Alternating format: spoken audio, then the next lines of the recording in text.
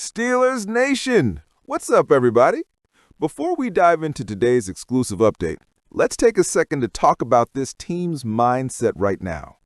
The Pittsburgh Steelers are grinding day in and day out to get better, to perfect the little things that separate good teams from great ones. From the veterans to the rookies, everyone in that locker room knows the mission: build consistency, fight for every yard, and bring winning football back to the Steel City. So before we get rolling, make sure to hit that like button if you believe in this team's effort to improve every week. It really helps the channel grow and keeps more Steelers fans in the loop with all the latest updates from Pittsburgh. Now, let's jump into today's headline, because this one has a lot of fans holding their breath. Just when it seemed like the Steelers' offensive line was finally finding its rhythm, bad news struck. According to insider Brian Batko, offensive tackle Broderick Jones missed practice this week with the groin injury, raising doubts about his availability for Sunday's critical matchup against the Cincinnati Bengals at Acrisure Stadium. And let's be honest, this one hurts, because Jones was finally starting to show real signs of progress. Remember when Pittsburgh traded up in the 2023 NFL Draft to grab Jones in the first round? Fans were buzzing. The hope was that he would be that long-term left tackle the team had been missing, a cornerstone to protect the quarterback's blind side for years to come. But his growth curve has been slower than expected, leaving some in Steelers Nation wondering if he'd ever reach that next level. This season, though, he's been quietly turning a corner. His consistency in pass protection has improved, and he started to look more confident in the run game. The kid was finally beginning to put it together. That's what makes this groin injury, even if it's minor, such a big concern. Batko tweeted, "Soft tissue not ideal for left tackle Broderick Jones, who dealt with that early in training camp as well. But Mike Tomlin did say there would be some new names on this week's injury report with minor bumps and bruises. That could explain the addition of Jones and Alex Highsmith." Now, soft tissue injuries are tricky, especially for offensive linemen. You're constantly driving off your lower body, using torque and leverage on every snap. Even a small tweak can affect balance, footwork, and explosiveness. And let's not forget, the Steelers are heading into a must-win divisional matchup against the Bengals defense that loves to bring pressure. Protecting Aaron Rodgers, who's coming off one of the worst games of his career against the Chargers, is priority number one. Losing your young left tackle in a week like this? That's less than ideal. Coach Mike Tomlin addressed the injuries during his Tuesday press conference. As usual, he didn't overreact or reveal too much, but his tone said enough. The Steelers are entering a stretch of the season where every small injury matters. Every detail matters. Tomlin acknowledged there would be new names on the injury report, hinting that the team is being proactive about managing minor issues. And that's smart, because Pittsburgh can't afford to lose more key players. Alongside Broderick Jones, edge rusher Alex Highsmith also appeared on the report with minor soreness. These aren't catastrophic injuries, but they're the kind that can pile up fast if players aren't rested properly. For a team that's still trying to build offensive chemistry, especially after a sloppy performance in Los Angeles, this week's preparation becomes even more vital. The offensive line's health will directly impact whether Rodgers can bounce back or whether Cincinnati's defense will tee off on him. The early word is that the team is hopeful Jones can play on Sunday. Nothing definitive yet, but Tomlin and his staff are being cautious. With how physical the Bengals' defensive front is, led by Trey Hendrickson and B.J. Hill, Pittsburgh will need all the help they can get. Jones's presence is more than just about protection. It's about confidence. When your left tackle is playing well, it gives your quarterback trust in the pocket. It opens up the run game for Jaylen Warren and Najee Harris, and it keeps the offense balanced. If Jones can't go, the Steelers will likely turn to veteran Dan Moore Jr., who has plenty of experience but has struggled with inconsistency. That would be a big step backward for an offense already struggling to find its identity. But there's not all bad news for the offense. There's a glimmer of hope, and his name is Marquez Valdez-Scantling. That's right, Rodgers' former teammate from Green Bay might finally get elevated from the practice squad and suit up for the first time as a Steeler this Sunday. During his Tuesday presser, Tomlin was asked directly about Valdez-Scantling's status, and while he didn't make any promises, he gave a telling answer. "We'll see what the week holds for him and all the others on the practice squad. We're not opposed to elevating people and giving them an opportunity to contribute. I'm certainly open to evaluating Scantling, his ability to know what to do, and the quality of that execution, and how it might fit into what we're trying to do offensively in an effort to engineer victory." That's classic Tomlin. Say everything without saying much. But reading between the lines, it sounds like MVS has a real shot to get his first helmet in black and gold. Rodgers has always had great chemistry with Valdez-Scantling. Their timing, their trust, it's built over years together in Green Bay. With DK Metcalf often double-teamed and Roman Wilson still adjusting to the pro level, bringing in someone who knows Rodgers' rhythm could be a game-changer. If activated, Valdez-Scantling could immediately slot in as the Steelers' deep threat, something Rodgers desperately needs.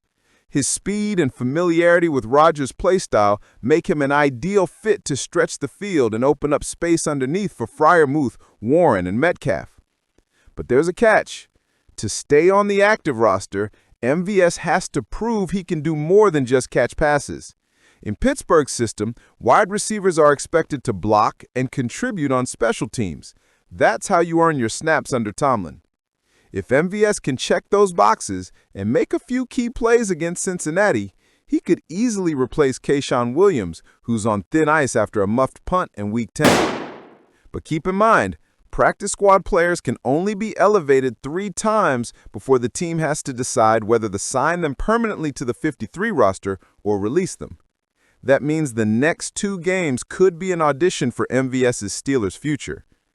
When you take a step back, this week's story perfectly sums up the 2025 Pittsburgh Steelers, a team with talent, promise, and plenty of fight, but also facing constant challenges. Between Rodgers' chemistry issues with new receivers, Jones' injury setback, and a brutal schedule ahead, it's clear this group is being tested. But adversity has always defined Pittsburgh football. It's what shapes this team's identity. If the Steelers can find a way to gut out a win against the Bengals, even without all their key players healthy, it could reignite momentum heading into the second half of the season. Howard's story is pretty remarkable.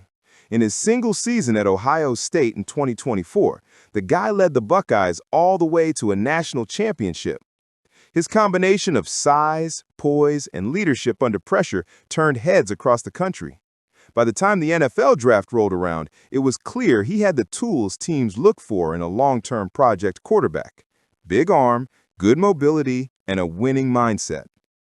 The Steelers ended up grabbing Howard in the 6th round with the 185th overall pick.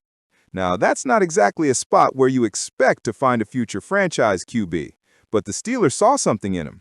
They viewed him as a developmental guy who could learn behind veterans like Aaron Rodgers and Mason Rudolph while gradually getting comfortable with the speed and complexity of the NFL game. Unfortunately, things didn't go quite as planned early on. During training camp, Howard suffered a broken hand, an injury that sidelined him before he could even really get started. That forced Pittsburgh to stash him on injured reserve to begin the year, a tough break for a young player trying to make a name for himself. But fast forward to this week, and we've got some good news. The Steelers opened Howard's 21-day practice window back on October 22nd, and now, just a few weeks later, they've made it official. Will Howard is back on the 53-man roster. The timing couldn't be better, with the team heading into the back half of the season looking to keep building momentum.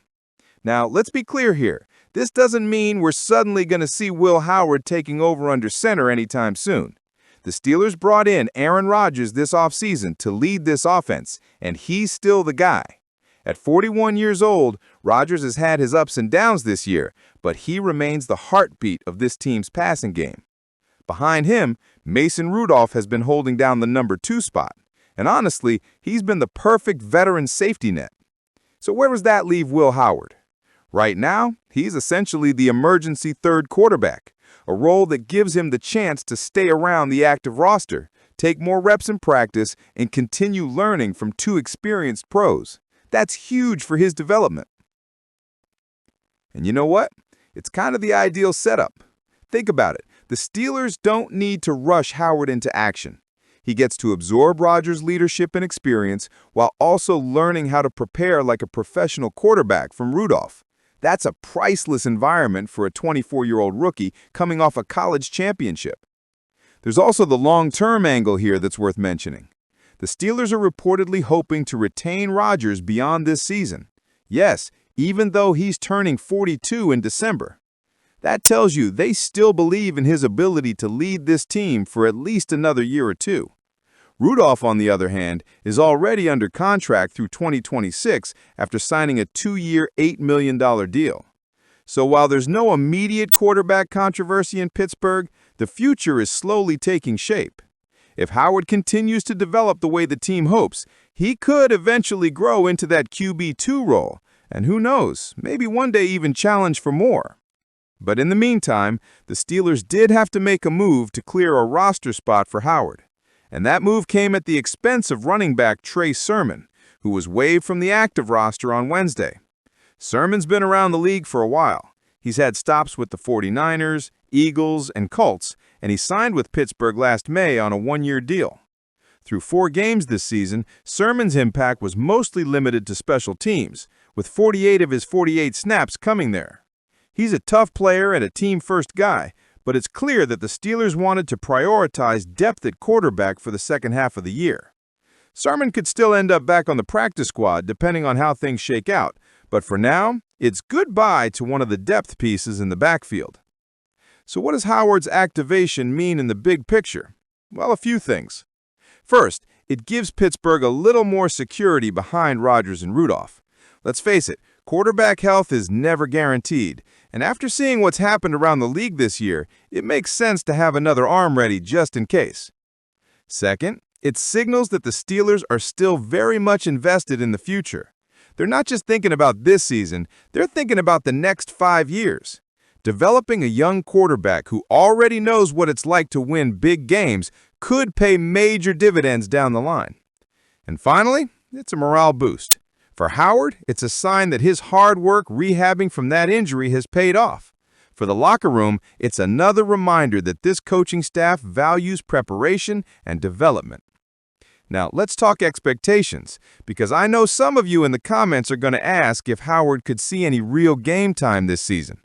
Realistically, unless disaster strikes with injuries, probably not. But that's okay. This is all about giving him the reps, the exposure, and the learning curve he needs to eventually compete at this level. It's also worth noting that this activation uses up one of the Steelers' remaining IR returns for the season. According to reports, they now have 5 left, meaning they'll have to be strategic with any future activations as the team pushes towards the postseason. Bottom line, this move might not make headlines the way a trade or a major signing would, but it's still a significant one. It's a reminder that the Steelers are always thinking about the next step, both for the team and for individual players. So, Steelers Nation, I've got to ask you, how concerned are you about Broderick Jones' groin injury heading into Week 11? Do you think it's minor and he'll tough it out, or are you worried about this being a lingering issue that slows down his development? And what about Marquez Valdes-Scantling? Should he finally get a chance to reunite with Rodgers on the field and bring some spark back to this offense? Let me know what you think in the comments below. I'll be reading every one of them. And as always, if you love staying up to date on everything happening with your Pittsburgh Steelers, don't forget to like this video, subscribe to the channel, and turn on notifications so you never miss an update. This team is fighting through the bumps and bruises, staying hungry, and doing everything it takes to bring another winning season to the Steel City. Here we go, Steelers Nation. Let's ride this out together.